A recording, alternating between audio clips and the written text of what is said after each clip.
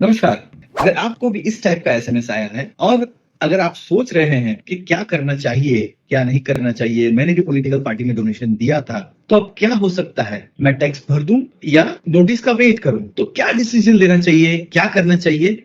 चलिए आज हम देखते हैं। एक्चुअली इनकम टैक्स डिपार्टमेंट ने 23 पार्टीज के ऊपर सर्च ऑपरेशन कंडक्ट किया था। अगर आपके पास लिस्ट नहीं है तो मैं यहाँ पे लिस्ट रिप्रोड्यूस कर देता हूँ। अगर आपने इन 23 पार्टीज के अंदर से किसी भी पार्टी में डोनेशन दिया है तो इट इज एडवाइजेबल कि आप अपना टैक्स भर दें विथ पेनल्टी, और ये अपडेटेड रिटर्न 31 मार्च से पहले पहले आपको भर देना पड़ेगा। अगर आप ये रिटर्न भर देते हैं तो आपको क्या फायदा हो सकता है? तो अभी आप रिटर्न भरते हैं तो आपको टैक्स प्लस 50% पेनल्टी और असेसमेंट ईयर 24-25 के लिए ओनली 25% पेनल्टी भरनी पड़ेगी। और अगर असेसमेंट आने के बाद आप भर रहे हैं तो आपको 200% पेनल्टी भरनी पड़ेगी। सो अभी डिस्काउंट चालू है, तो before 31 March please file your updated return. अगर आपने ये 23 पार्टीज के अंदर डोनेशन नहीं दिया है तो क्या हो सकता है, चलिए वो भी देखते हैं। देखिए, समझने की बात यह है कि अगर इनकम टैक्स डिपार्टमेंट ने कोई सर्च ऑपरेशन किया है, रेड किया है, तो उनके पास बहुत सारा डेटा है कई पार्टीज के मेन पर्सन के स्टेटमेंट से, जिसके अंदर उन्होंने कन्फेस किया है कि हाँ हमने कैश वापस दिया है। अगर in absence of that search operation और that document and database, income tax department आपके ऊपर